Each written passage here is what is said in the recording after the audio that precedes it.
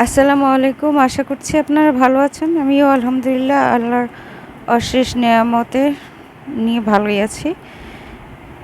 ১/৪/২০০৬ রাত ১২টা শনিবার ছিল সেদিন।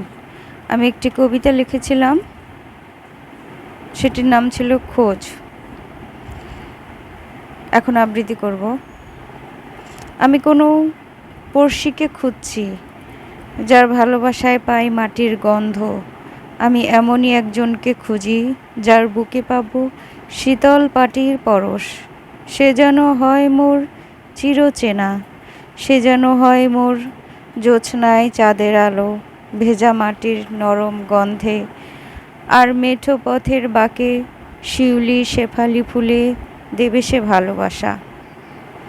আউশ আমনে যেই জড়াবে মন, আমি কোথায় পাবো এত আপনজন?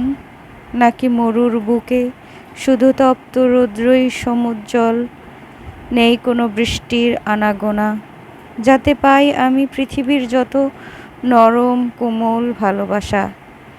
এক তীর থেকে অন্য তীরে যেন বয়ে চলা ভেলা সমুদ্রের মাঝে, যেন ঝুঁকিহীন শঙ্কাহীন, যেন নির্ভীক, যেন মৃত্যুকে আলিঙ্গনে সব ভয়কে করেছে কুপকাত।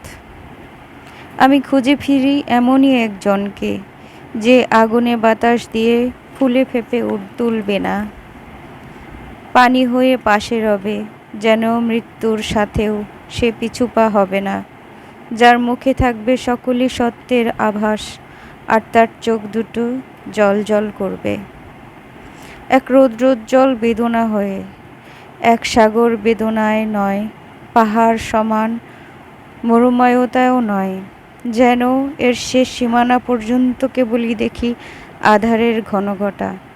আলো কি আসবে আর মোর আধার কুটিরে? কে যেন এক জমিদার, যেন সে জমিদারিতেই ছিল মশগুল। একদিনের পরিচয়েই হলো প্রেম অচেনা একজনের সাথে। অনেকেই জানে, হয়তো বোঝেও বাস্তবতা কী জিনিস, তবে আমি কিছু বুঝিনি। পৃথিবীর যেন নির্বোধ আমি, শুধু চিনি সেই জন, যেই জনকেই আমি খুঁজি।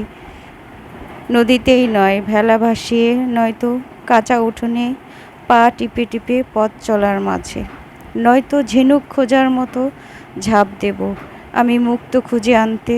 তবুও আমি যাবই, আনবই সেই মুক্তকে, হোক সে সোনার হোক সে ক্ষণিকের।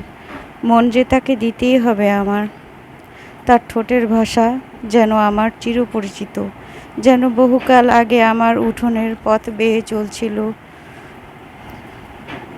কোনো এক দূর গায়ে।